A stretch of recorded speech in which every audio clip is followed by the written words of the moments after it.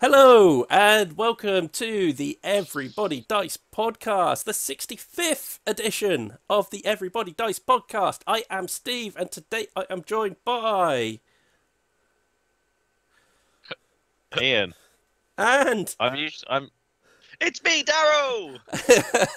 I think we keep switching like what position Yeah, is the person on the yeah. left, like on the top bit, and I always go to the top bit first and point over there. And then I do the downwards one, so I think where you I two sort of, keep swapping every now and again. for a second, I always think I'm at the bottom. I'm usually the bottom. You're always on the bottom. I'm the power bottom. Power bottom, wow. I mean, we've done this whole thing before, haven't we? Where I've swapped you round mid-podcast. Do we want to do that again, or I think we're Uh, good. we're good? I'm You, alright. you guys we're are safe. comfortable. We're safe. Good. I'm good. comfortable Nice- being on the Nice to actual switch bottom. up who the bottom is every now and then. Yeah, I think so too. It's definitely one of those ones that everyone should try it once. Um, I've got nothing. I've got nothing. Well, if you are joining us for the very first time, we are a tabletop and board gaming podcast where we talk about everything you kind of can play on a tabletop. Yeah, how are you guys anyway? Yeah, not bad. Yeah. How are you? I'm great. I'm superb. Some of that podcast magic we get at the beginning of every one of these.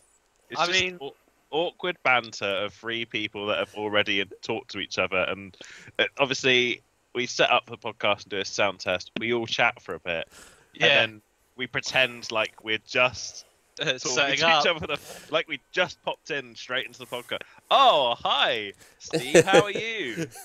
I'm wonderful. How are you, Daryl? I am feeling disgusting. Let's not delve into that. Okay. No. Did you do We're the thing going with the to. peanut butter again? Oh no, that was. One that's time. It was I don't know. just one time. I don't even know why. Yeah, always want to try it once. No, I am now double jabbed and I'm feeling the effects of it. So if I suddenly disappear, it's because I'm probably slumped down below the table. It's not a good ride. But a necessary one. Like, Oh, I mean, I'd take this over the actual thing any day. yeah. Is this all of us double jab now? Yeah. I am not yet. My one's more. towards the end of August.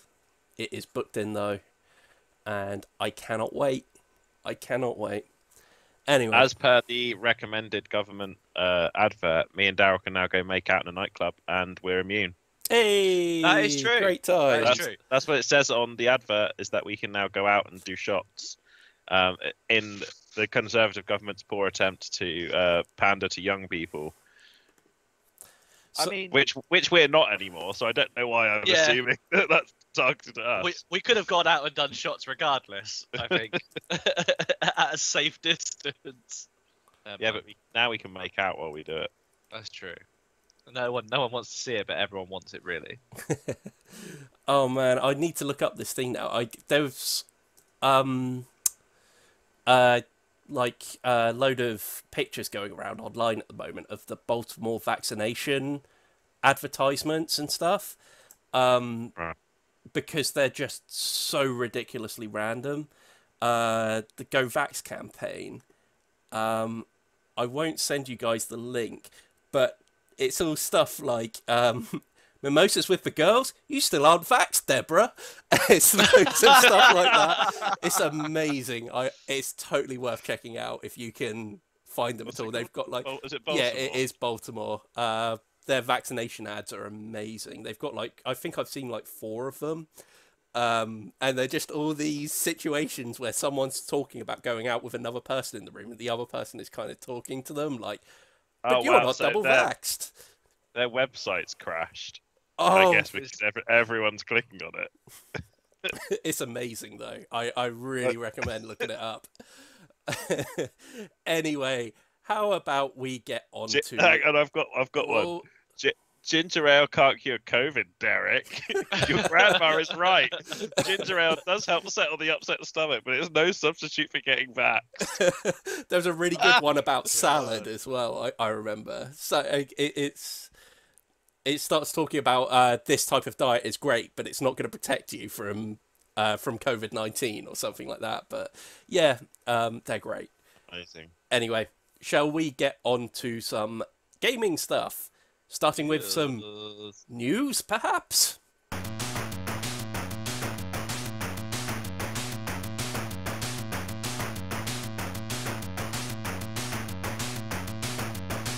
I'd like a little tipple. Okay, starting with our first story. Cards Against Humanity are possibly looking to sell up. This is a story that broke early in the month.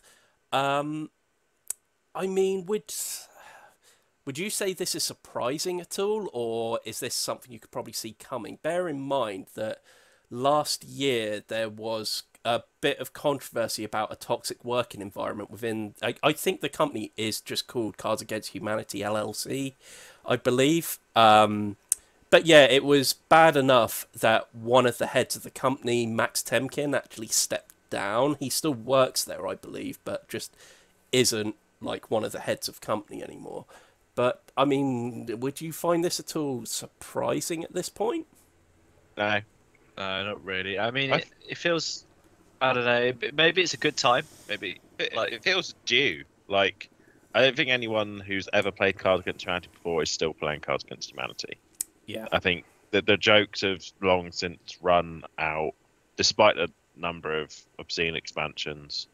I think we're at a point where the concept works, but the jokes have long since run dry. And I know that mixed with all the rumors surrounding the difficulties they're having as a company in terms of work base. I mean, why wouldn't you sell? I mean, they must be worth an absolute fortune. I mean, they're estimated to be worth around $500 million. The company is still generating between 40 and 50 million a year at the moment, which is surprising to me. I would have thought that would have trailed off at this point. Yeah. But I feel like there are still like teenagers going to uni for the first time who are finding it funny. Yeah, I wonder if that. I think, and also there's all those unofficial updates as well, isn't there? Which kind of that's their player base. Yeah, I would say, like you say, if I don't know. Can you honestly say, take it out of your life completely? Right, you didn't play it when it first came out. You haven't played it to death.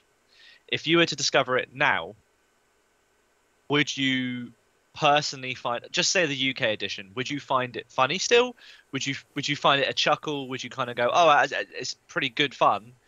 Or would you kind of now feel that your time, it missed its opportunity with you, and now because you're more of an adult, there isn't really any need to play it? I think I'd find it funny. The dark jokes are still funny. Yeah. The problem is we've experienced them all. And yeah. The problem I find the last time I think I played it was everyone was round the board just trying to.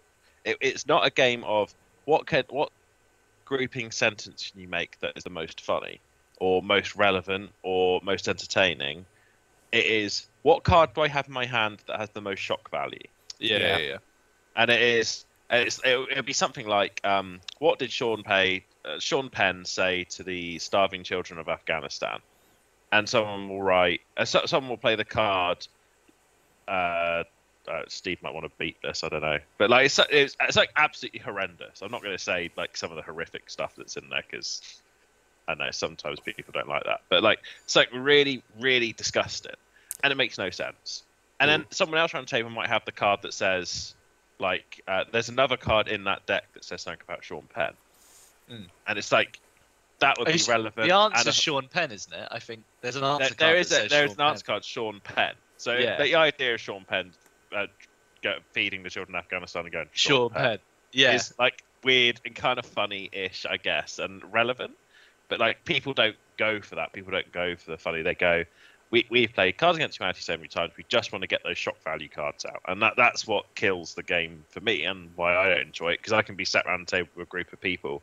I could feel like I've made a fun combination.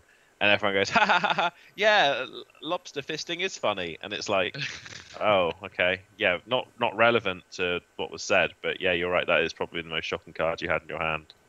Good job. I mean, the thing is, it's like, I've still got that memory that won't leave me now of the time we started playing. Not us lot, but me and another group of friends. We started playing Cards Against Humanity early in the evening, and we're still up at 2 o'clock in the morning, still playing it, and still having a really good time with it. We'd had a lot to drink at the time, but it's certainly a game where the novelty is going to wear off. And I think that's the thing, isn't it? We have fond memories of playing it. Maybe let's go 10 times. 10 times we've had 10 really fun versions of it where we've all kind of either been up till really late, drinking really late. The people have been hilarious. The combinations have been just so ridiculously random. And then it will come to like a point where you'll play it, and it just and you've heard that combination before, and maybe the other people haven't, like you say. So like. And you'd be like, oh yeah, Sean Penn feeding Sean Penn. Yeah, it is funny, but everyone else will find it hilarious, and then the joke's kind of worn thin on you a little bit because you're kind of like, well, I have heard that a couple of times. I get there's other expansions, and you can. I played with some friends once, and they had pretty much everything when it was the big box you could get where you could fill it all with all the different pieces. So there was loads and loads and loads of cards. I think at that point I'd lost my love for it, and even though the cards were new, refreshing, and kind of mixed in with other stuff, I think at this point we have already played, say, Super Fight, Fun Employed, Champions of the Wild, What Do You Mean, stuff like that, where it's kind of evolved to a new level with other games that are very similar, maybe with their own little niche way, but we've kind of gone past the it's really funny Sean Penn versus Sean Penn thing. But now we're like, well, what if Sean Penn was half of Sean Penn with Doctor Who's body that time traveled to beat Galactus, and we're all like debating over a table why that'd be working. And I think that's where it becomes a bit more, I don't know, maybe because we discovered it early, it's fun then, but now we found other stuff that we kind of fill our time with. It's sort of I'd be interested to see where you mentioned that then. How many of us did discover it early? If you haven't looked at the article already, how old do you think Cards Against Humanity is? I think 2006. Nah, not quite that gonna old. go. Ooh. I feel like I played it at uni, which was like 2010, 2012-ish. Yeah, and I played about then. I feel like it had been out around a while before that. Had it in my head? Are we talking about like how long it had been in America? Because obviously I only played the English version, so I don't know how long that would have taken to get to here. That's after true. American. But I feel like it would have been the same sort of time. I was sort of probably playing it at uni and like late end of uni. So your second estimation, Ian, is pretty much right on the money. The Kickstarter launched in 2010. So yeah, the thing is, it's weird because I wonder how much that is. I feel like it's been overplayed by myself and people I know so much that it feels older than it is. Yeah, but if I'm perfectly honest, for a game that is at this point 11 years old, they've done pretty well considering that this is a game you'd probably be a little bit tired of after a couple of months. Sure, but what have they got left? Like, if I were in charge of that company now, like the amount of different versions they've released, there's like Cards Against Star Wars and all that stuff. What have they got left to give? Because I feel like for their company to take another step forwards, at this point they're making a new game, right? They're not just making more expansions for Cards Against Humanity, because I think that's running its course. I think for them to expand, they'd have to create a new game, and I don't think they've got that in them. No, I don't think so. Is it literally just this? I shall find out for you. If you guys want to carry on a second, I shall get back to you in a second. I have a feeling that they were like some students that made it in a basement, right? And they built a company out of it. That's right. I don't think they're game designers. I think they're just students who made a funny, offensive student game and turned it into a business. And I can't imagine what kind of game they would make after that would give their company value. I mean, I would sure as hell sell at this point. The last time I found it funny was Phil showing me the Canadian expansion, and the only reason I found it funny is because it was such a far cry from the actual game. Yeah. Like, it was everything was a polite apology, or like a polite sentence, or a reasonable explanation, and it's like it changed the framework of the game from being this is completely shocking to you weren't expecting this to be polite, and that had maybe 2 rounds worth of entertainment value. I just can't see this as a platform continuing to step forward and forward and forward. Like, how many times do you release the Disney Princess Cards Against Humanity expansion? How many people are playing that more than twice? So that can't have like continuing value, surely, so as a business. And it surprises me that they're worth 500 mil. I'm curious about. It's funny you say about the expansions, because I'm not 100% sure how many of them are official expansions. Like, I know I've seen a lot of stuff that's changed, so it's like it still says Cards Against Humanity. It's still spelled CAH, but it'd be like crabs adjust humidity and stuff like that. So the cards are designed to kind of fit in with the normal set. I have a crabs adjust humidity one as well, but I wonder how many of them are actually official licensed ones, and how much of it's actually now gone to the point where a lot more people are making their own stuff. And it's kind of weird, isn't it? Because obviously it's a company that's based on, like you say, like a group of friends that made it in the basement and expanded from there, whereas there's nothing to stop other people doing the same thing but filtering it into the same system, which is what I think a lot has happened. The game is beautiful and simple in its own way, but I just don't think it's got longevity no matter what way you play with the format. No. I just don't think it's ever going to have longevity. And like, they have even had the blank cards for you to write your own inside jokes on, so that you could try and keep the game relevant, which is great. But how long do you keep the game relevant for? But how many times do you play the card that says Sean is a complete troll, or Daryl slaps peanut butter on himself and invites his dog into the room? Like, those jokes are funny, but how long before they become tiresome in a card game where it's the same cards coming up again and again? When you have to introduce a whole new pack to keep the game relevant, and that only lasts a couple of rounds because you're mixing the cards together, and I just don't think it's got much left to it. And I think if they were more creative, it sounds really harsh. I think if they're more creative people, they can come up with a new game that has a similar level of dark humor. They probably have to continue. But I think they've taken one look at what their company is and gone, there's no way we can diversify this, and it's at its peak value. Why not sell? It's funny you say about. Sorry. Oh, I've one little thing that I'll let you. Oh, sure. If you want. It's funny you say about like a small company that's made one thing and then kind of just stuck with it. I find it's kind of similar with the whole Exploding Kittens company. They started off with one game, a really good concept. It was supposed to be the most funded on Kickstarter at that time, and yet they have not just stuck with Exploding Kittens. They've made, not all of them are great, don't get me wrong, but they've made a hell of a lot of other things out of it. So like books, festivals, games. It's fair to say they diversified their brand. Yeah, 100%. They took advantage of their popularity and diversified. They started throwing inflatable things at people. Which is great. Like, it's a good idea. I mean, you're their target audience, which is like someone who just loves how random it is and buys every copy of everything they do. But how dare you?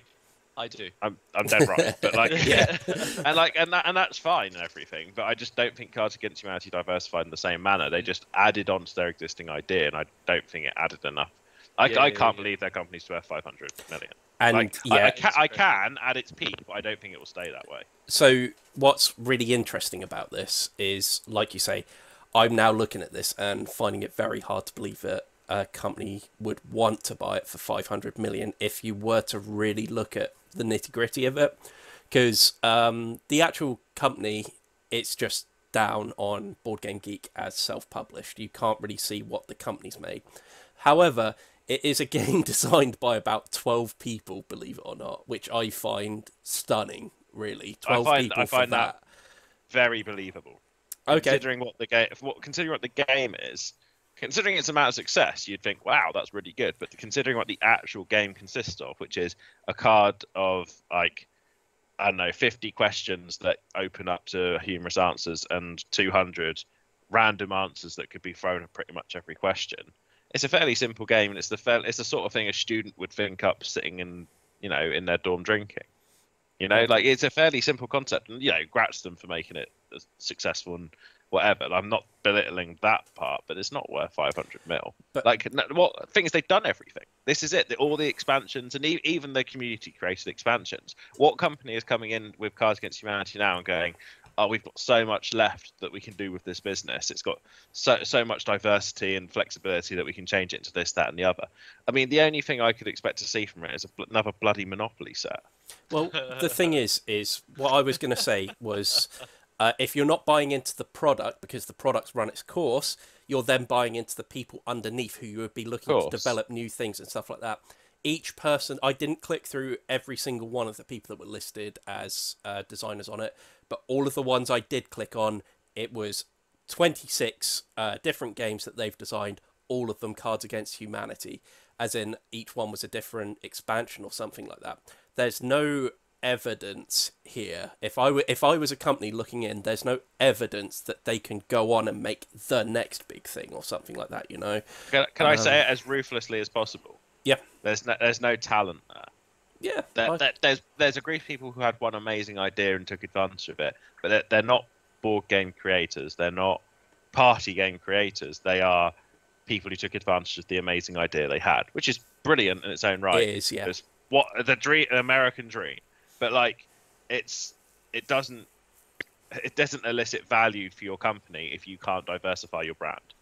Yeah, but essentially that's it. Right now, from what's on paper, you're buying into a product, not the people that are working underneath it. It's but how many more years is Cards Against Humanity going to turn a profit? Yeah, exactly. I mean, if someone was really keen to, like, the amount of times you know, there's browser games you can play it on. Yeah. You know, like, I'm not obviously suggesting that you should always buy a copy of the game if you enjoy it, but I mean, I've got a copy. Daryl, you got a copy? Yeah, I've got. Yeah, Steve, you got a copy? Mm-hmm. Yeah. Are you going to buy any expansions? No. No. I had one. I have one. Yeah, Steve, I know Phil's got a copy. I'm pretty sure he bought the Canadian expansion, but I feel even then it's possible that he had that online. Yeah. I don't know. I can't remember whether that was a physical edition or not. I don't know any people that would buy a physical expansion for this game. I don't know any people that require the original to base it off. Yeah. So how much longer have we got?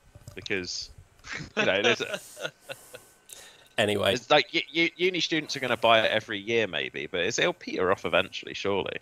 Yeah, it has to. It has to eventually. Anyway, shall we move on from this? And yes. Sorry, I got a bit annoyed by it. Next one. No, it's fine. Right, our only other news story we've got this week is that Modifius have announced that they are bringing out a Spectre board game where you are going to be playing a James Bond baddie. So it's kind of comparable to something like Disney's Villainous or something like that. So the idea is that you will play as one of the iconic Bond villain. You're not creating your own villain. You're actually going to have like the powers of one of the ones that's already been on there. And generally you're going to have James Bond trying to foil a lot of your evil plans and schemes. And it's up to you to try and stop that and become number one. So I'm not much of a James Bond expert here, but within the Spectre organization, that's kind of how it works. Again, like the agent's numbers, Spectre have numbers as well, so they're kind of working towards one, I think. Is that right? Or do we have no James Bond experts here? Yeah, it was. Isn't Blofeld number one, and he's a leader? Yes. I thought that was the point. That yeah. number one is Blofeld, and then it's like all the other sort of lower operatives as part of his thing, right? That's as far as I'm aware. Yeah, because it feels very like Hydra. There's one supreme leader type thing, but there's loads of different things. Because that was the whole point of the newer stuff, wasn't it? That although they didn't appear to start off to be linked, every villain was technically working for Blofeld through whatever reason or for the organization. So yeah, it's kind of like a power sort of thing. It's like I'm sort of looking. I've got it up on Wiki now. I'm seeing if I can find the whole list. So it's Blofeld and Maximilian Largo. I don't actually. Yeah. Largo is Never Say Never Again. That's not one I recognise. It's one of the older ones. Oh, then there's a different Largo which is in Fundable. Yeah, they did a few of those two. Rosa Klebb is the chief executioner. She's number 3. But yeah, it's a big list of people with non-anglicised names. Yeah. So I think this is based on the original stuff, right? Because that looks like the original Blofeld, not the newer stuff. So, it's actually going to be based on a number of different villains Okay. from the Bond universe. So every person that's playing the game is going to be taking on a different villain. And it actually says that each one is going to have their own plot to follow, inspired by various different films. They mention here Doctor No and Diamonds Are Forever as the example. It's worth noting that we're gaining our information from this from BoardGameQuest.com, so if you want to learn more, by all means, go over to there. But it does sound as if, whether you're a James Bond fan or not, this sounds like it could be quite interesting.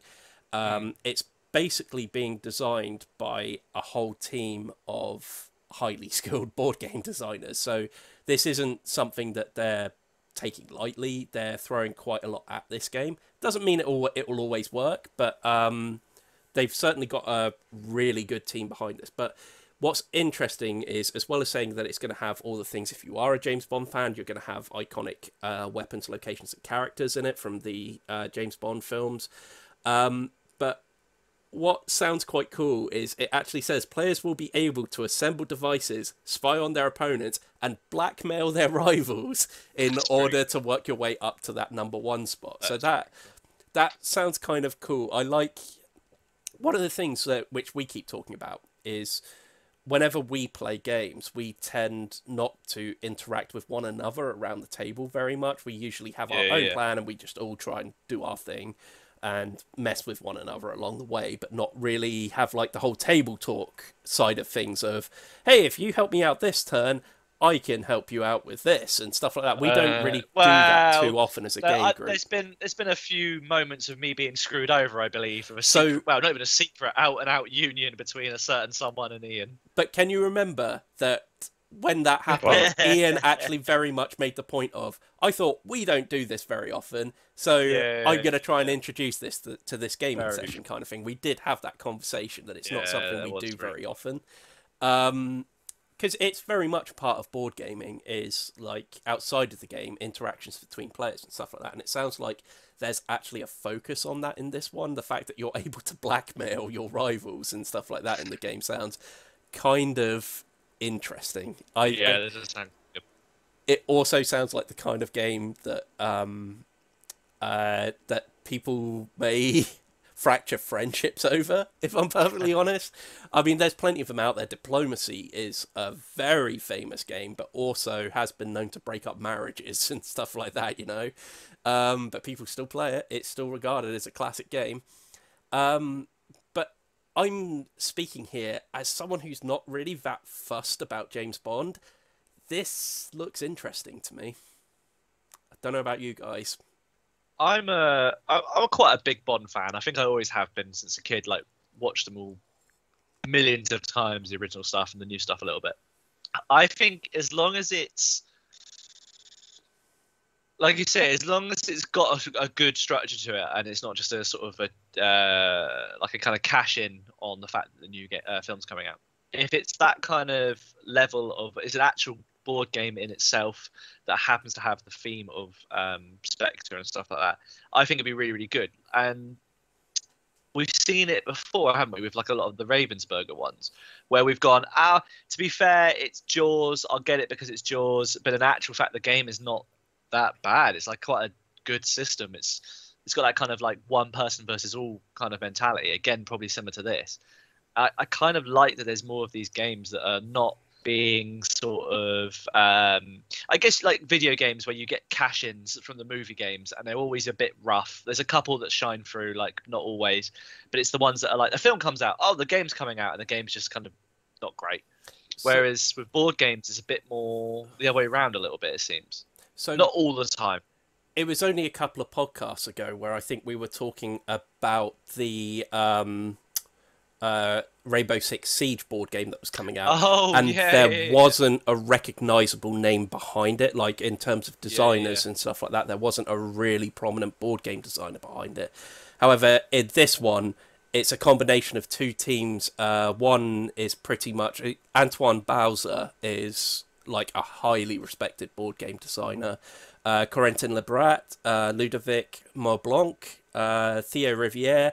And then you've got the Modifius design team on top of that as well. So they're putting a lot of big board game names behind this. Like I say, it doesn't guarantee that it will work out, because sometimes you may Yeah. have clashes and stuff like that. You just don't know. Or maybe too many ideas thrown into it is another thing that can sometimes make a game. Too many cooks. Exactly.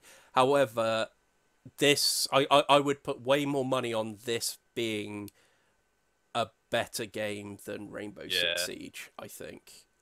Despite the fact that at the time we said the Rainbow Six Siege board game, that's a video game that was made to be made into a board game. We were discussing it at the time. So yeah, it's interesting to look at, really. Any final thoughts on Spectre? I like games where I can be evil, and that is encouraged. Yep. I'd like to give it a go, and it's encouraging to see so much experience put into it. There's a lot of people that have done a lot of things. I know, maybe it is a case of too many cooks spoil the broth, but I think it'd be interesting to see where it goes. In theory, it should just be good, right? Yeah. Yeah, I think the only thing that I'm it's a really weird vibe, but like again, I feel like, do you remember the PC game Evil Genius? Yes. You guys ever remember that, where it was like you played a sort of over the top kind of Bond-esque villain, and you would make traps, and I kind of like that level of kind of planning ahead and stuff like that. So I wonder if this would be similar to that in a way, and ever so slightly, that you are this evil genius type thing, and you've got this narrative you've set out. And to be fair, I will definitely 100% play it. I'm assuming it's going to be on the slightly cheaper end style, hopefully. Like, would be nice, but we'll see. This is going to be made by proper, I wouldn't say Modifius are necessarily a prolific board gaming company, but they're certainly board game specialists, which means this may be a bit more expensive than your typical Ravensburger and stuff like that. Things, you know. Also, when you've got the James Bond brand, stuff gets expensive. Yeah, that's the problem. So, I don't know. We'll keep an eye out, because this definitely looks like an interesting project. Slated for spring 2022 at the moment. With pre-orders available later this year. And they very much point out, before I finish as well, that they have made a point of saying this is not a villainous knockoff. So we'll see where this goes. Okay. At this point, you've got Warhammer to talk about before I move on. I very almost moved on. There's new Warhammer stuff. Yes. They're releasing slowly, by the looks of things, Black Templars back into the wild. If you go on Warhammer community page, obviously they've got the stuff for it, but they've released a new Emperor's Champion model in trademark Primaris. I'm taller than new style. A really nice model, other than the fact that it's going to trip over on his own tabard. But it says at the bottom they're going to release more sort of Black Templars, or they're hinting at more faithful stuff coming soon. I think more Black Templars. They're long overdue from getting a good update, and they're a really popular chapter, so I'm expecting to see more of that soon. And there was new Legion stuff as well, wasn't there, Daryl? We had the new Wookiees and the new Separatist droid stuff.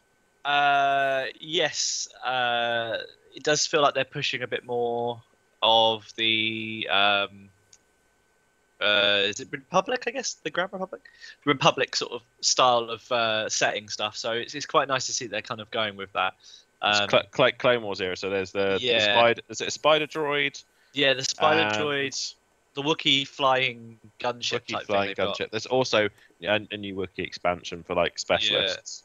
Yeah. And Yoda, so it makes sense they're kind of doing it almost like thematically, where it's Battle of Kashyyyk. Yeah, that kind of style. I'm sure there was another droid thing that came out.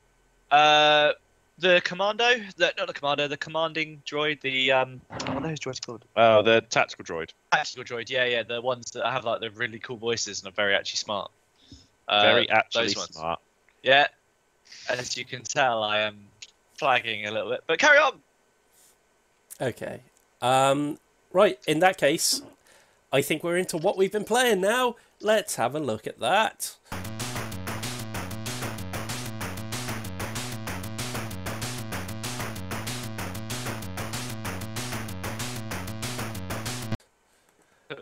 yours. Okay, first up, Getaway Driver. Me and Daryl had a little bit of a play around with this. It's a really interesting game design solely for 2 players. One person takes the police force and the other takes the getaway driver. So the police force has a whole bunch of tools at their disposal, which over the course of the game, they kind of build up this currency that allows them to bring more and more onto the map as it's going in order to cut off the driver's route. Whereas the driver, their aim is to try and force the police into crashing and try and reveal as many tiles on the map as possible until you can't place any more, at which point an escape tile is placed on the map and they escape. It follows a real simple formula of, first up, you have the space that the car's in. It has to be oriented in a certain way depending on the way it drove into the space beforehand, what direction it came from.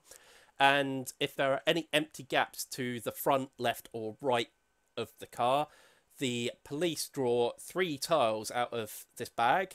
They get to look at them, and then they get to place them in each of the available spaces next to the driver. The driver then can choose to move into one of the spaces, and depending what's on the tile, a number of things can happen. Either a hazard appears on the tile, which the driver will then have to use one of its very limited set of 5 cards to avoid. Or if they don't want to do that, they can simply choose not to move onto that space and stay where they are, which although you may think, oh, in that case it's really easy to avoid traps and stuff like that, at the same time it means everything catches up on you for the turn, and essentially you have 3 lives as the getaway driver. If you're currently pursued by a police vehicle, then you have to move your kind of alert rating up 1 on this tracker. You move up again, you're still fine. You move up 1 more time, it's game over and the police have caught you. So it's, when you see the size of the bag and the amount of tiles that are in there, it's quite daunting for the getaway driver, because it doesn't take much in order to allow the police to catch you. But also, if the police manage to make it so that the getaway driver cannot move on to another space, then again, the police also win again, because you're not allowed to reverse. So that's what's quite important about the way you orient your car as you're driving around. Because if the 3 tiles that are around you, you don't have the cards to be able to deal with any of them, you're kind of stumped. The police then gets to spend their... well, they spend their currency last, but they get to move all their vehicles. They can spend any of their currency to bring new stuff onto the board. And then that's it. The game just carries on and on and on until someone wins eventually. I found it quite tense, to be perfectly honest with you. Do you know what I was going to say? It was... it's like Super Driver vibes, like the video game Driver, but the original Driver, not the newer one. So it's that kind of level of like tense driving down streets, trying to avoid stuff. Hope you don't get the police with them. But I found there was like so much to it that made it kind of difficult. Not, I say difficult for me because it was like the parts where you were asking to feel how much was in the bag, and you were trying to kind of limit. I knew how many was in there. I can see what tiles I've put down, even if I put them down face down, so I can look at them and peek them. Steve doesn't know this, and then Steve has to kind of guess which way he's going, whether or not I've put an obstacle there or I've done something ridiculous or something like that. So it's fun where you kept going, oh, there's like 4 left, and then we just kept getting to a point where I could only put down like 1 tile at a time. So it got super tense. I built up a few coins, I guess, police badge coins, but I didn't really have anything to use them with. And I was hoping that you would I was putting the barriers down, I was putting the tire spikes down, I was just trying to get you there. And the problem was putting down red lights also meant that if I go into them, I wipe out a squad car. So it was trying to kind of navigate in a way that I could pin you and you can take me through a red light and then I get wiped out kind of thing. So it's got a very... I didn't even get to use half the other stuff. There was helicopter, armored car, and police bike. I didn't get to use any of those.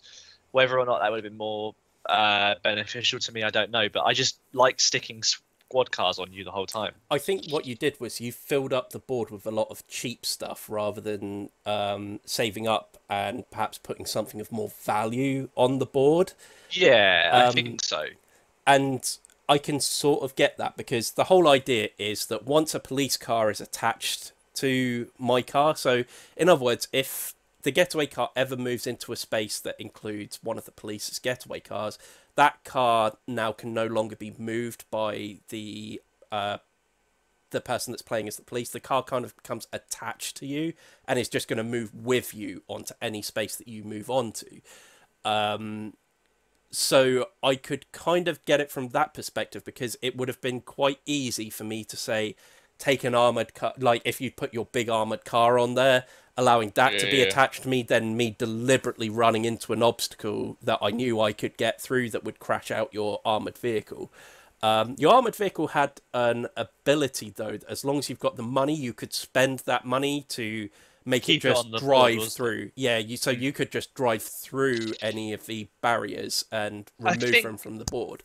But this was the problem. I think like I really wanted to use it, but because it had that cost kind of element to it, at certain points you'd already taken the squad cars off, so I had to replenish them. And at one point I think you'd done it so I had no squad cars, so I had literally nothing on the board. So and that was very deliberate, because what I was doing was, because one hazard site wipes out all cars that are currently on your tail if you've got the means to drive through them. Because what happens is when you move on to a space, the space you move on to has an icon on it.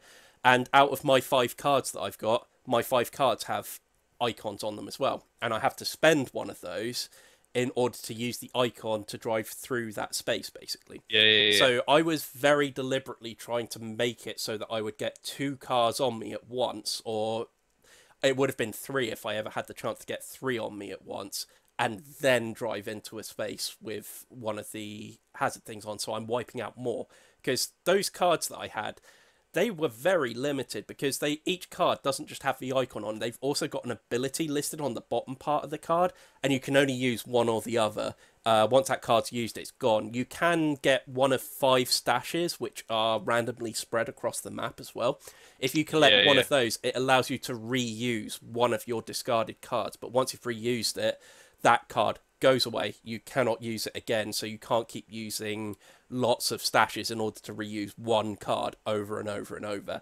It's a case of every card technically has 2 lives to it, but you can only use that second life if you have already collected the stash which is on the board. And you quite cleverly put barriers on the spaces which had stashes on, which means I would have had to have spent a card in order to be able to move on to it and collect my stash. So at that point, I was pretty much in a position where it wasn't worth me collecting those stashes, simply because there were barriers there, and what I was gaining from going into there, I was just going to be getting back anyway. So it didn't really leave me with too many choices. And what was even worse was I didn't know whether those spaces you'd put the barriers on, I didn't know whether they had red lights on as well. So if it had a red light and a barrier on it, I would have had to have been spending a lot of cards in order to pick up a barrier. So yeah. So yeah, you have a lot of decision making and stuff like that, because the second thing about moving on to a space and then going, nah, actually I don't want to move on there, and moving back to the next space, to your previous space. The problem with that as well is that when it comes to the police widening the net, they're not going to put any tiles down. And that's basically your way of finishing the game, is constantly getting the tiles put down. Because if you just keep going back all the time, you're never going to expand the map out to a point that you're going to be able to make your escape. Because as the getaway driver, you only have one way of winning. So it was very much a decision-making game. And basically, you were taking calculated risks all the time and hoping that they would pay off, which was made the game really, really cool. Yeah, it does. I think that's the good thing about it. It does make it really... it's like laying a trap down, isn't it, the whole time? Like, I'm trying to get you sort of stuck in an area where I can pin you down and try and get you up to that kind of red light on your little, life chart, if you will. And I think that's the thing. It's trying to make it so I can kind of push you into a corner without you worming your way out, but then you would have to spend a card because you're trying to get your. I mean, you got 2 stashes, I think, in the end, didn't you, or something like that, or maybe 2 or 3. Yeah, and it got me through the game pretty much. Yeah, and I think that's the thing. It was trying to kind of plan where I've put you in. And the other thing is, I know you said I can check the cards, but realistically, the tiles I've put down, it's the memory of what I've put down to start off with. I think that was one of the things I should have been doing, is checking more and pushing you towards where I needed to get you, like barrier you into one way and push you another way, so I could kind of get you into sort of a stuck bit, which would really, really cost you a lot, and I could just kind of piggyback off that and come in. But I don't know. I definitely want to play it again. I'd love to play it from the robber's perspective. Yeah, I really want to try it again from the other's perspective. So. Yeah, 100%. And I'd love to try and get some more different units on the board. Like, I'd love to get the bike. I really want to get the helicopter on there. I just think that'd be really good. So I have got a couple of criticisms of the game, though. I tried playing this before with Andy, and we barely got around to playing it at all because we found the rules manual was quite frustrating to read, because for what is a very simple game, there's a lot of reading to do because of the way they lay out their manual, which is not great. And there's also an awful lot of symbology in the game as well. There's a lot of additional rules that some of the other tiles have where they put a symbol on there. And again, the only reference you've got is to keep going back to the book and look it up and stuff like that. And it tends to break up the play a bit more. It's something that would have been really easily solved because you have player mats. And it would have been really easily solved if they just included that information on one of the player mats, basically. I think that was like you say, that was the only thing that kind of got me a few times. Is like trying to figure out, because there was quite a few green zones where you could get, it was like a square with an arrow to another square, which would let you just do another free move, didn't it? I think it was just like a pass through or something. We definitely had one as well where if I landed on it, it was either you lost some of your currency or you weren't allowed to spend any currency that turn or something like that. So there were a couple of things where I could take advantage of the environment like that as well, which was kind of cool. But yeah, any final thoughts on Getaway Driver? I'd like to, like I said, I'd like to play it again. I thought it was really nice. It was a nice little. I don't want to say it was like a small game because you do need a lot of space, but it was quite a nice small game box. Again, it's quite a perfect one to bring to like little get-togethers. You could pretty much play it on the floor. It's good. I liked it. I thought it was really good fun. Like you say, it could just do with a little bit more a character card, a sort of cheat card, if you will, to explain to you some of the metaphor, the keys of what you're using and like the objects and stuff, and then just other little options. Because it was okay to kind of have the one where it was like, this is the police phase, this is your phase, etc., etc. But it was just good to have the symbols on the back, or just little things like that. Anyway, comes with a recommendation from me as well. I really enjoyed this game. Like I say, it's minor things that really just need to be tuned in it to make it that much better. Anyway, moving on. All of us got together to play another round of Aeon's End. Different story this time. We tried a different boss out, and we all played with new characters as well. So it was a bit of a different experience this time compared to the first game, which we talked about on the last podcast, where we kind of got to grips with it quite easily, and I think we managed to beat him fairly soundly. Completely different story this time around. I've forgotten the name of the boss that we were fighting this time. It was like a gluttonous one or something, wasn't it? Yeah, it was a monster that was eating through our resources, basically. So we've talked before about how you've got a menu of spells which you use to deck build, and this thing basically just ate Prince of Gluttons? Prince of Gluttons, that's it. You've got it, yeah. Yep, bang on, Prince of Gluttons. But yeah, completely different this time. We really struggled with this, because it almost felt like it had a completely different way of playing. Like, reflecting back on it now, the first boss that we fought, it felt like you could get through him by clever deck building and stuff like that. You build your deck and you just cycle through, and eventually he'll die.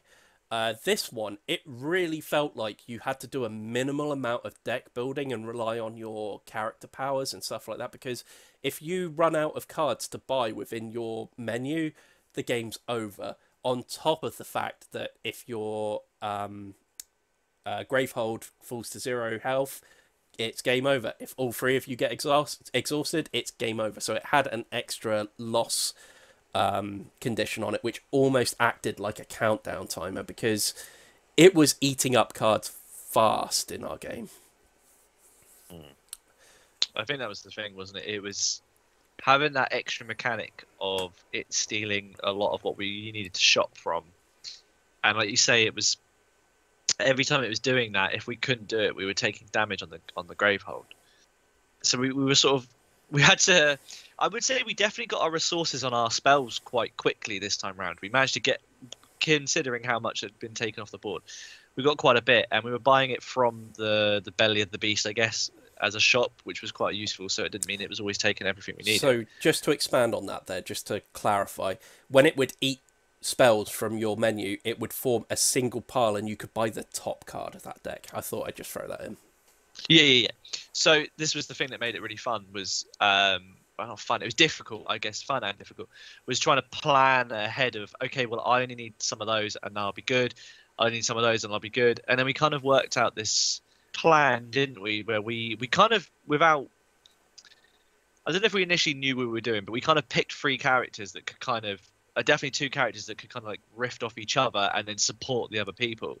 We definitely had a three-way synergy thing going. Yeah, it was very, like, it was very good system. So like, rather than concentrate so much on doing spells or such like that, it was getting one person to trigger. So my ability was I would give people four charges, we triggered wasn't it? you, Yeah. and then you triggered us.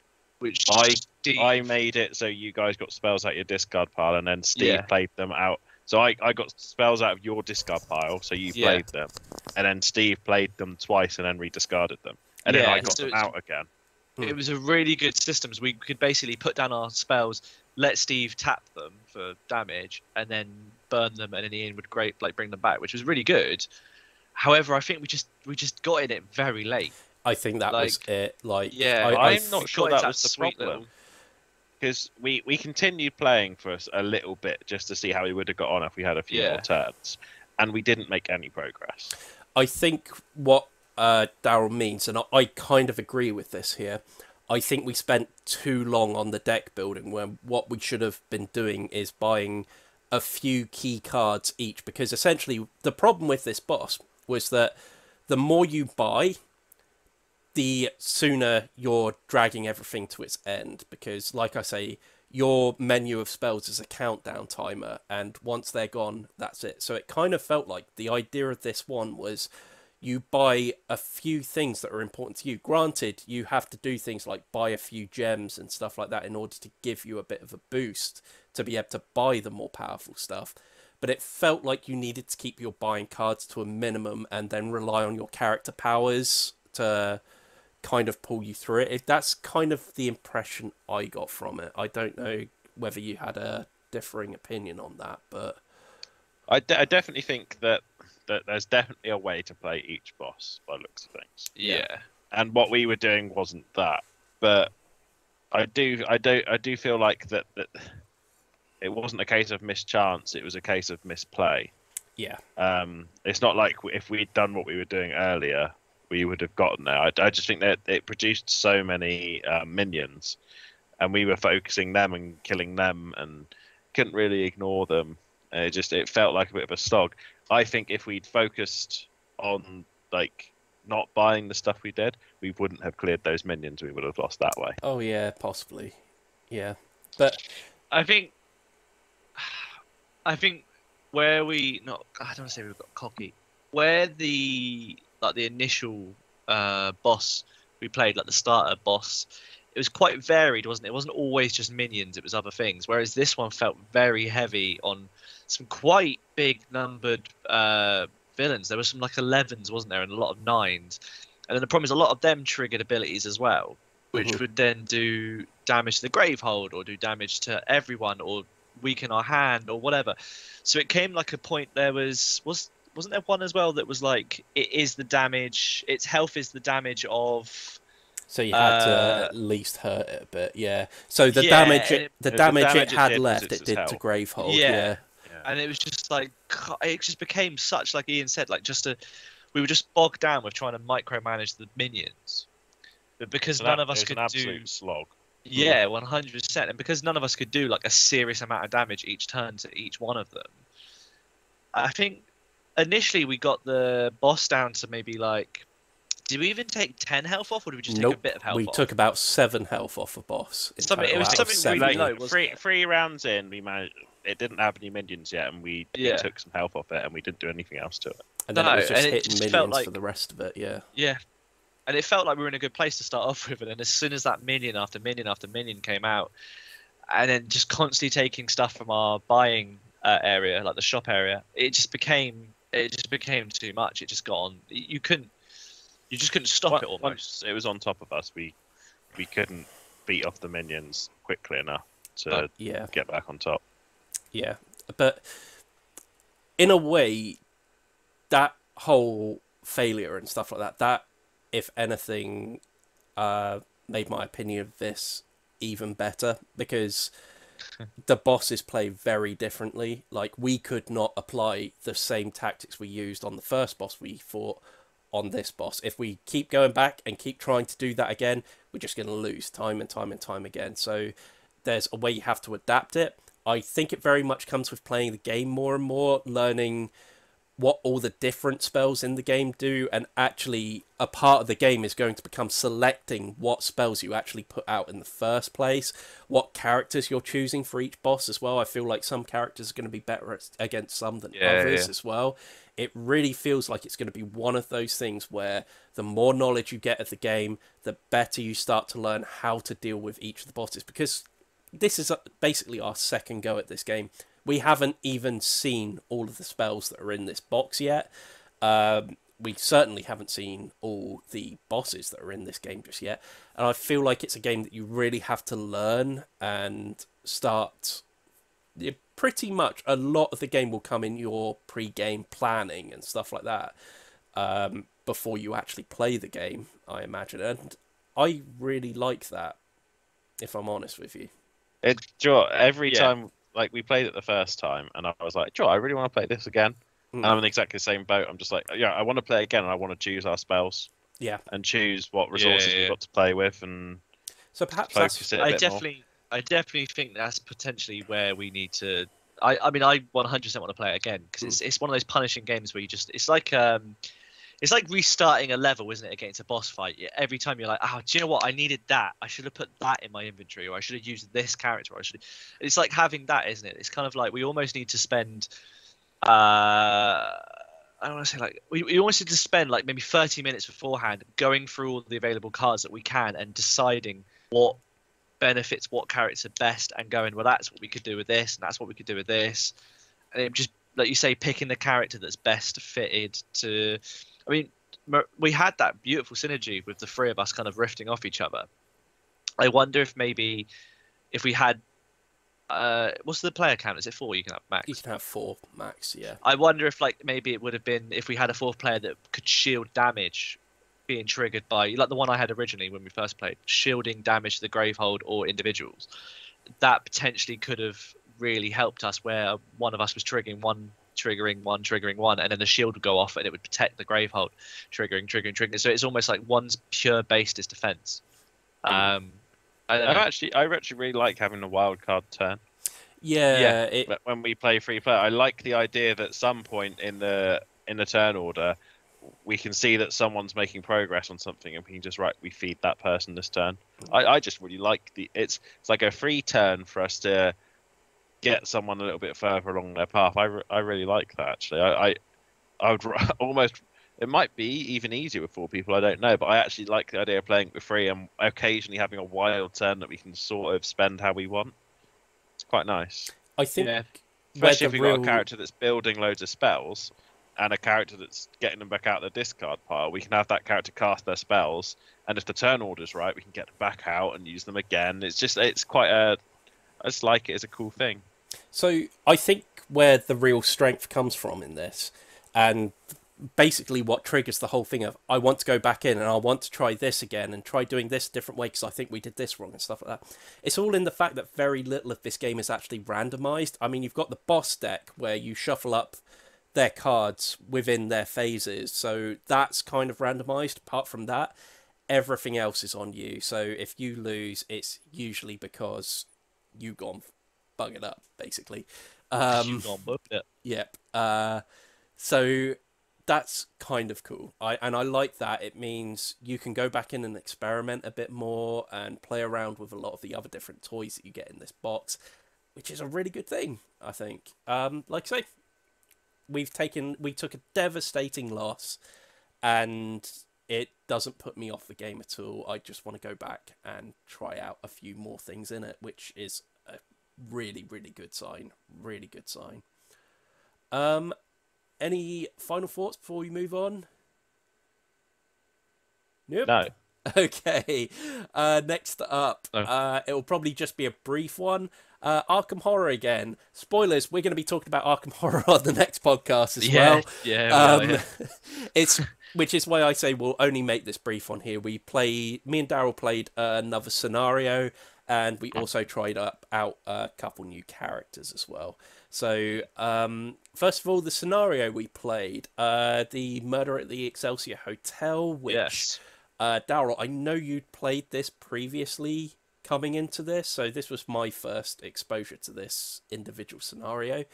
The idea is, it's a murder mystery at a hotel, or rather, a murder's happened in a hotel, and your lead investigator, whoever you've chosen out of your group, is your prime suspect. It is basically the police's prime suspect in it because you were caught in the room at the time of the murder with the person who actually murdered them.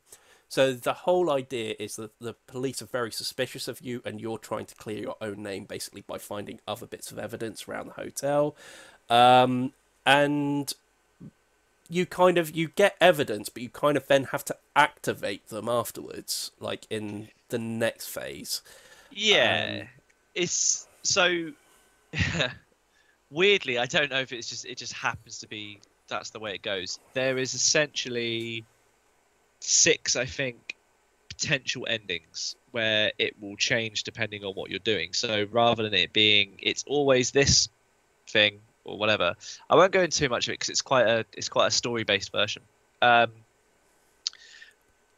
you basically have a clue deck and you draw them. But I think we drew weirdly very similar to the ones I drew when I played it first time round. So I already knew where one of these devices, kind of this plot device kind of happened and where it leads to. So I was trying to push us for the second one, which seemed is a lot harder to trigger, unfortunately, than the one we did have.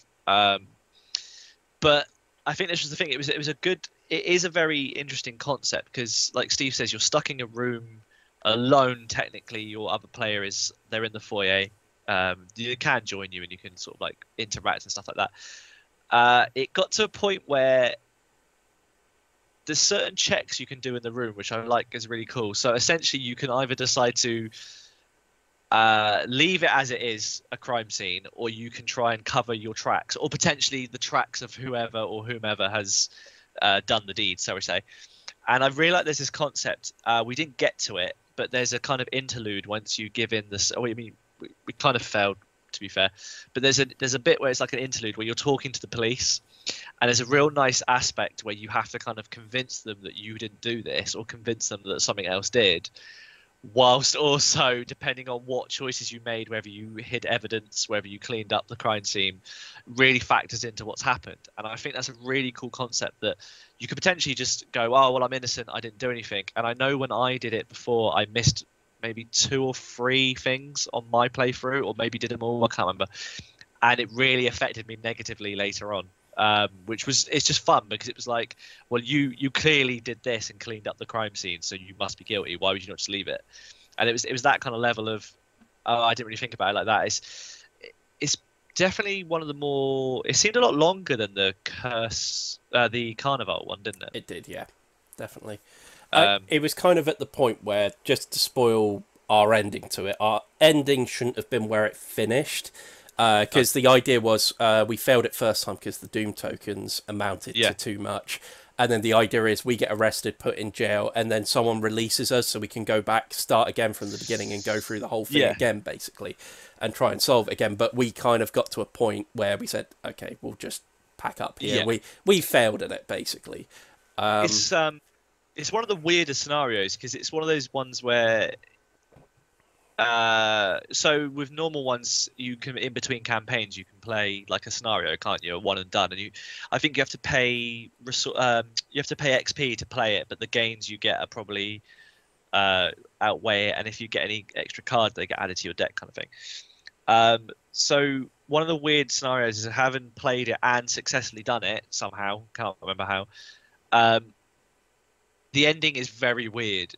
It's designed to almost put you in a loop. So the ending I got, it was very similar to the one that Steve and me got, where basically if it is the second time, if it's the first time you've played this, you reset it back in and you can play it again as if you're kind of doing it all fresh, and you wake up again in the same scenario, and it's kind of, so it has this really weird, rather than being a one and done, it's almost a one and potentially two or three more attempts at it to kind of, each time it kind of sort of gives you a second chance to play the murder mystery, which is kind of nice that it's got this kind of replayability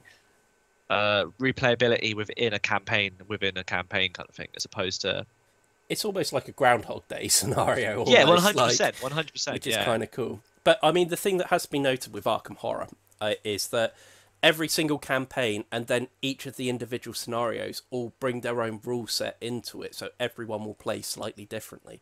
So, for example, in this one, like you've already mentioned, in certain rooms you would have a list of things you can do in this scenario. You get to tick them off your list and basically make a note of them, and then that information will become relevant later on into this.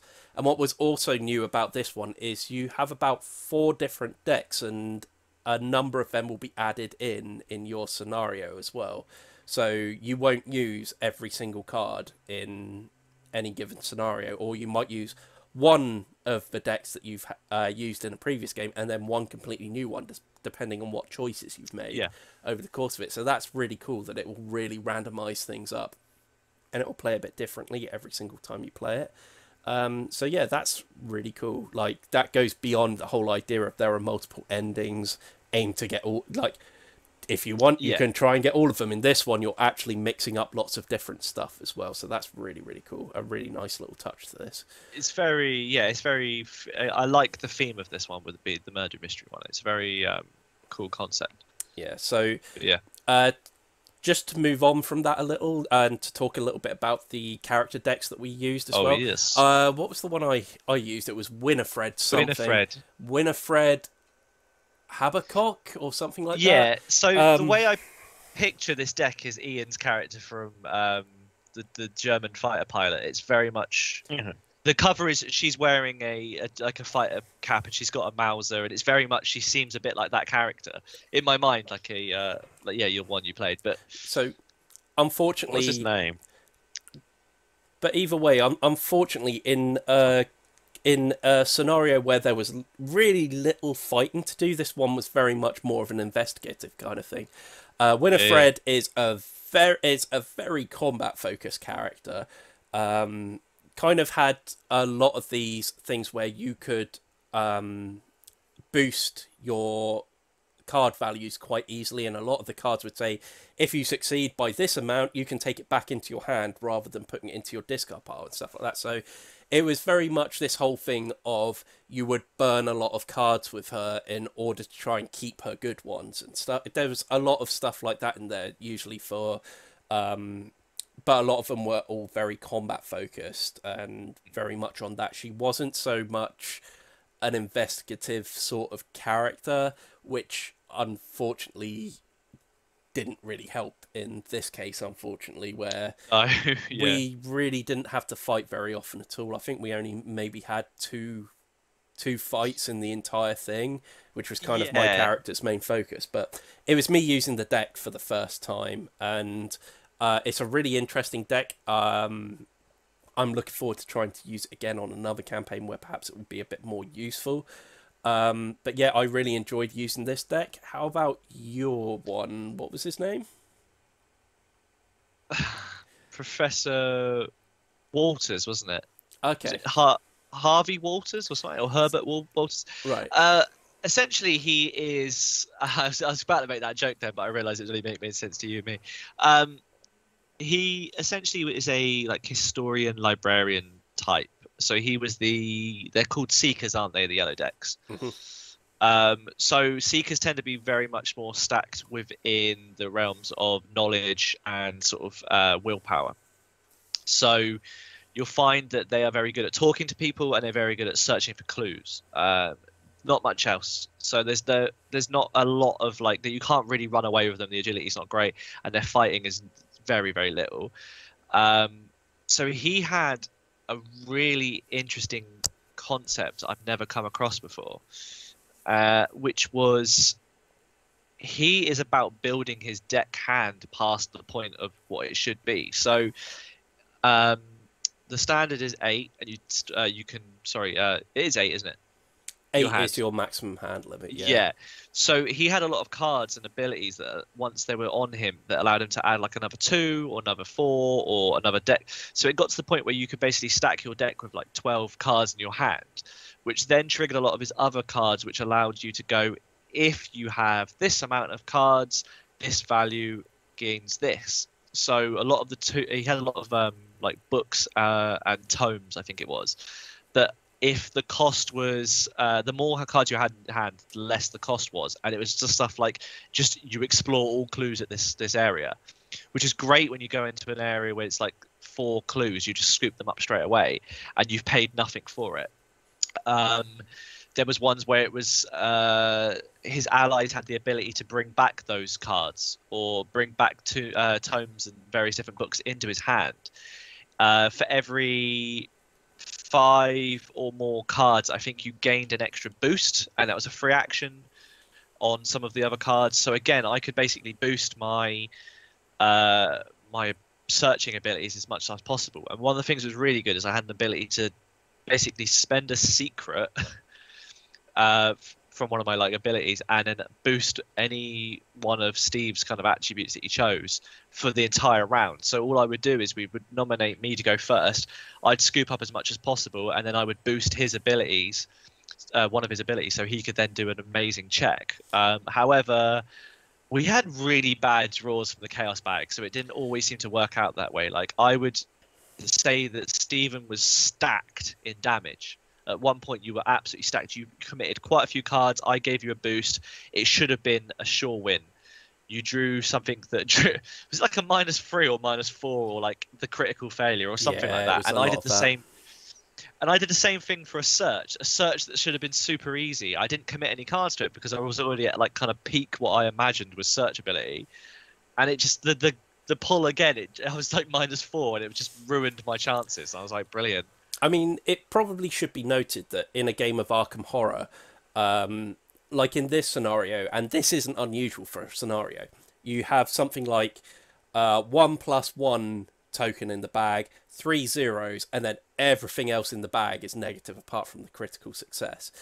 So the odds are always stacked against you. So the idea is you always have to be using some of your cards in your hand in order to boost your amount, because for every symbol you have on the card which matches the check you're doing, you spend that, and that adds a +1 to your check on top of whatever your skill numbers are as well. So the odds are always stacked against you. But in this game, we drew the +1 token once, and then everything else was minuses for the entirety of this game. Like we say, the odds are stacked against you. However, we were more often drawing -3s and -4s than we were drawing the -2s and -1s. So even that was working against us. Yeah. So yeah, it wasn't the best. Like, you have to burn a certain amount of your cards in Arkham Horror in order to try and ensure successes when you really need them. It was just unfortunate that there were a lot of times in this particular game where we burned a lot of cards and then still managed to fail, which is unfortunate. But, you know, Lovecraft games are meant to be set up for failure. They are and designed to be, yeah. you're meant to have wins every so often, and they're meant to feel special. And that's one of the reasons why a lot of people, I think, like Arkham Horror, because it's those victories you get once in a blue moon that always stick with you. Really you know? push it, yeah. I think it's gonna be interesting to see how we feel with the one we're doing on Saturday. It's the or blob. our Saturday. It's the blob that ate everything. looks- Yeah, I think it's gonna be fun. I've just seen. I think they've changed the rules now. So I think originally it was only up to level 3 cards, but now it's gone to level 5. Oh crap! So I'm really gonna stack the hell out of that boxer. Man, I need to relook at my deck then and add a few more bits in there. But so we played the one before, didn't we, with the characters, and there was a couple of like upgrade cards. So the nice thing about the start, if anyone's ever thinking about getting into the Arkham Horror, I know it's changing a lot now. The new sets are going to be a bit more kind of. You kind of have the option of building 4 decks, don't you, from the box, rather than having sort of 2 possible ones and then maybe not something else. Yeah. But the starter decks are such a good starting point. You just literally. It's a fully fledged deck. It is 100% focused on that character's chosen kind of job, if you will. So, like, the Guardian ones or the Protecting ones are purely based on fighting and kind of that. The Rogue ones tend to do a little bit more kind of weird and wonderful stuff. The Seekers only really do, like, more of the clue gathering. And then the Mystics do a lot more of the kind of messing around with the various decks and stuff like that, which is quite cool. So there's not a lot of options to kind of almost customize the deck as such, but what it does come with is this amazing selection of cards that are perfectly suited and designed for that character, and then you get all these upgrades which just make it so much more. Like there was like a training card in the boxing character, Nathaniel Cho, I think it is, and it was the original card. It costs like 2 resources to play it every time, or to use its ability. But in the upgraded version, every start of the round, you regain those resources. So you start to realize that the more powerful this deck becomes, the more it kind of helps to infuse the character's abilities. Like it becomes, they become not unstoppable, but they definitely become a lot more well equipped for some of the later end stuff.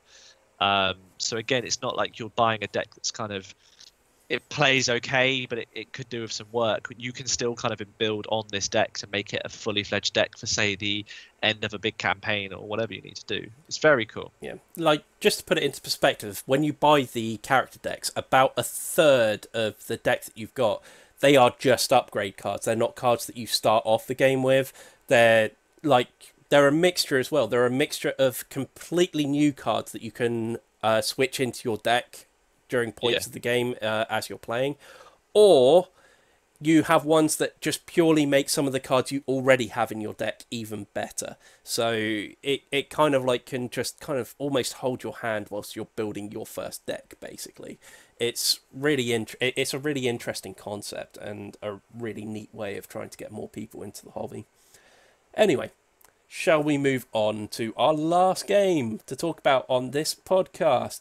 We are talking about Duelosaur Island. Oh. So yes. This is one of those ones that's been sat on the shelf for a long time. We've always talked about how we really like the look of Dinosaur Island and Dinosaur World that's coming out soon, which you cannot get hold of at all. Like, the pre-orders have all sold through from it, so it's going to be real hard to get hold of when it comes out.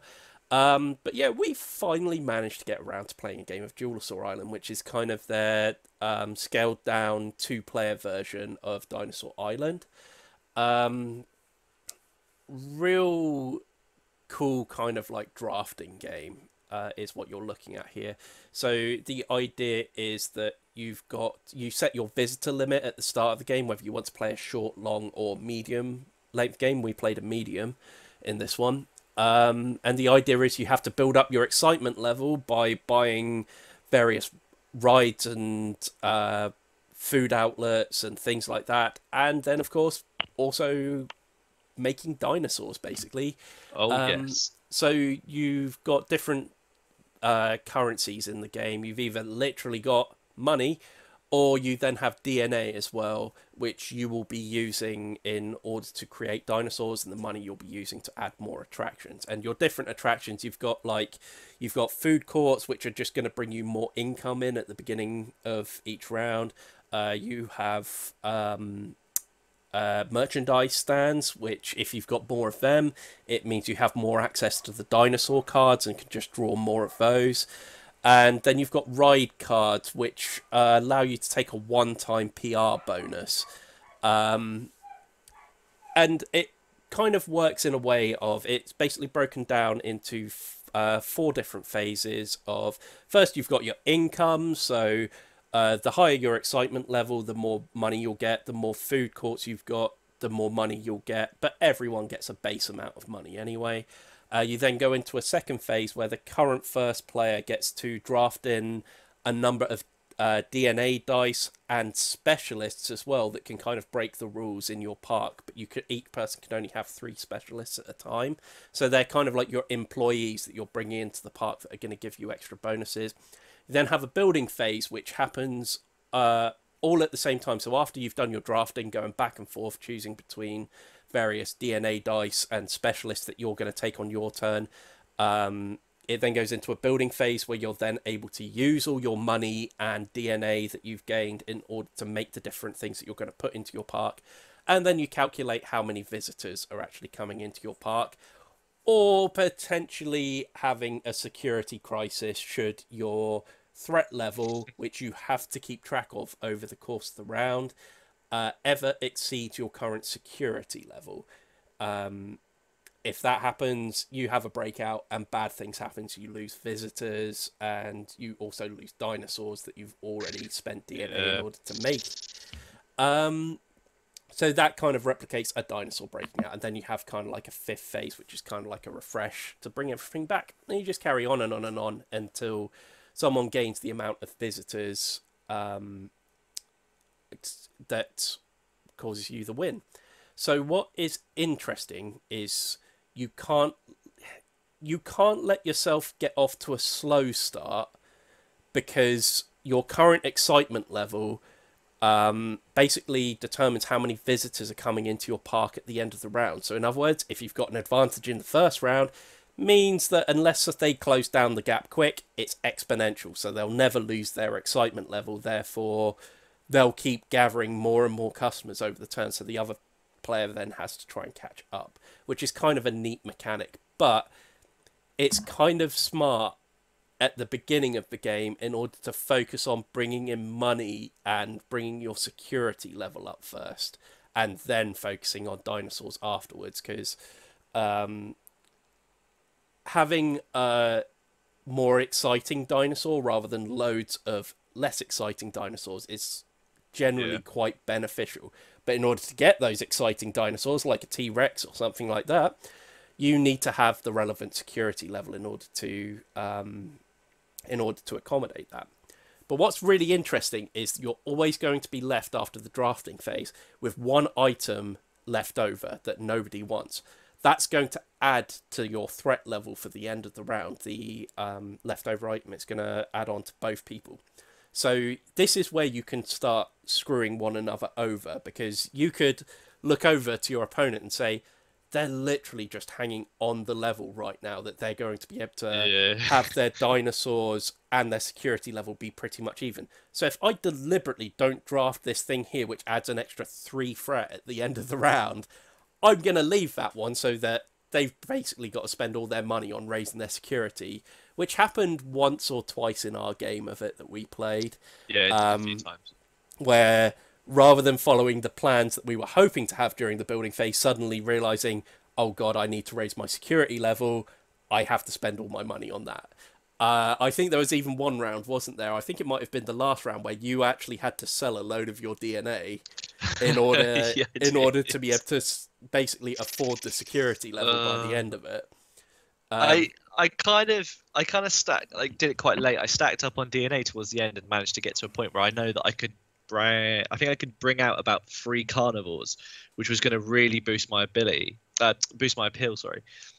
And then you were like, oh, ooh, you're gonna need to spend some money to bring that security level up because you've gone over by like 3 or 4. I was like, oh no. So I ended up sort of, like you say, changing the plan sort of quite quickly to kind of accommodate for the fact that I needed to basically upgrade my security as opposed to my actual park value, if you will. It was quite interesting because that almost threw me the game as well, because going into the Yeah. last round, I was way ahead of Daryl, way ahead. And I thought, oh yeah, I've got this all tied up. And then I had a really bad last round. And Daryl really nearly caught up to me. And then I pointed out the fact that if you don't do something about that, you're going to have a security issue there. So I at least gave you the chance. And I only beat you in the end by like, considering that we went into the last round and I had a huge lead over you, I only won by about 2 visitors by the end of it. It was way closer than it should have been, because it was one of those things where in the drafting round at the end, you got all the things that I wanted, and it kind of like I drafted really poorly. There were things I drafted with the idea that I don't think Daryl's going to take that thing, so it will give me an extra turn to be able to draft that, and then I'll draft that. And then it turns out he wanted the exact same stuff that I did, and it really screwed me. I got a bit too cocky in the last round, I think. But Don't get cocky, kid. yeah, There was the one thing that was really nice is, again, I think Ian would have appreciated this. I drew a card quite early on, or I picked a card quite early on that allowed me to sort of pick three dinosaurs each turn. So essentially, Stephen could only look at one, wasn't it? You could only have one, whereas I could have another 2. And then later on, I picked a specialist. So you get specialists that kind of add enhancements to various different parts. So like I know mine too, I roll a dice after the economy phase, and depending on the pips on the dice, I can gain more resources, which was quite useful. but there was a drawback to that one. There was one result where you'd lose money. Yeah, So I lost. It's sort of, there was 3 results that did something was beneficial and one that didn't, and luckily I didn't get the one that didn't. But then I drew a specialist that super helped me, that I could discard cards in order to raise your security level for free. yeah, raise my once. security level for once. So I started doing that because I had to discard down to 3 cards anyway. All I was doing was filling my hand with as much as possible and then discarding the cards at the end in order to pay for a spare. So this was another way I was sort of creeping up behind Stephen, was I wasn't paying the resource cost in order to get my security level up. I was just doing it free by burning my hand of However, weaker dinosaurs. I will say you were only allowed to do that once during the round. Yeah. I had a specialist that allowed me a 1 coin reduction on every single security leap that I was doing. So in the long run, I think I had a better specialist, because Yeah, I was able to, say, raise my my threat level even at the very highest amount where I was paying the most amount of money.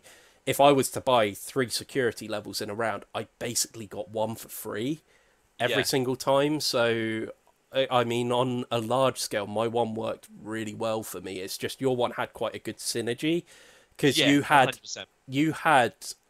loads and loads of merchandise symbols on your park, which meant you were drawing a lot of cards, so that fed into your specialist that allowed you to discard 2 of them in order to raise your security level. Because if you didn't have that, I think you would have struggled a bit more. So you had 2 things that worked together amazingly well. Yeah, I think, like you say, I think I left it a bit too late in the game to buy dinosaurs, which was my main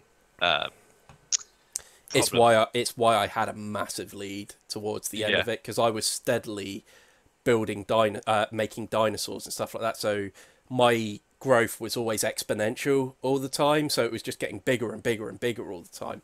And it was really only the last round where you made a ton of dinosaurs in the last round. It's because, like I say, I think it's because you were limited by your security level originally. Like, you only got that security bonus towards the end of the game. Like, you had it for maybe like the last 2 or 3 rounds or something like that. And I'd invested heavily in my security throughout the game, which meant I was buying dinosaurs. Like, the threat level wasn't very much of a threat to me, funnily enough, throughout most of the game. Like, I never felt like I was sweating to afford the security level for anything, which meant I was buying lots of dinosaurs really quickly. But you ended up with a ton of dinosaurs at the end of the game that all have... Every dinosaur has a bonus to the amount of visitors you have at the end of the game. So if you do have a lot of dinosaurs, that's where you could make up some ground. And I think that's where you did, I think. It was because in the last round, you had so many dinosaurs in your park by the last round that all those bonuses... Like, I think if we'd have stopped and not done the bonuses at the end of the game, I think I was something like 20 visitors ahead of you or something like that by the time we'd done the visitor phase. Like, I was miles ahead, but your dinosaurs that you had, the amount of dinosaurs you had, really caught you up when you do all the end of game scoring. Like, it was within 2 points at the end of it, which was funny because where I wasn't able to draft anything that was very useful to me, there were a couple of things which I did which just gained me extra visitors, and I did that twice. And that was what won me the game at the end of it, just buying things that I didn't need just for the visitors at the end of the game, because nothing else was useful. And that made the difference, which was kind of exciting towards the end of the game. I'll let you speak first about what you thought of Duelosaur Island, and then I'll give mine at the end, I think. I think it's one of those things where we've been not putting it off. We've been wanting to play this game, or at least the universe that it's set in, for quite a long time, because we've always heard that the Duelosaur Island, the game of Dinosaur Island, normal one's Dinosaur Island, isn't it? Yeah. It's supposed to be really, really good. It's just a really fun game. It's got really good like park mechanics to it, and I think having played this, it just makes me want to try the other two versions more. So like the standard Dinosaur Island, and then the totally liquid expansion of all the kind of like the water park stuff. I feel like it's going to be a case of it's going to be a bit more to handle, I guess. But it was nice having that level of kind of it is quite there's a lot to it, but it is quite a simple game when you get into it. Like, once you start realizing what you've got to do, and there's not a lot to really to get to grips with.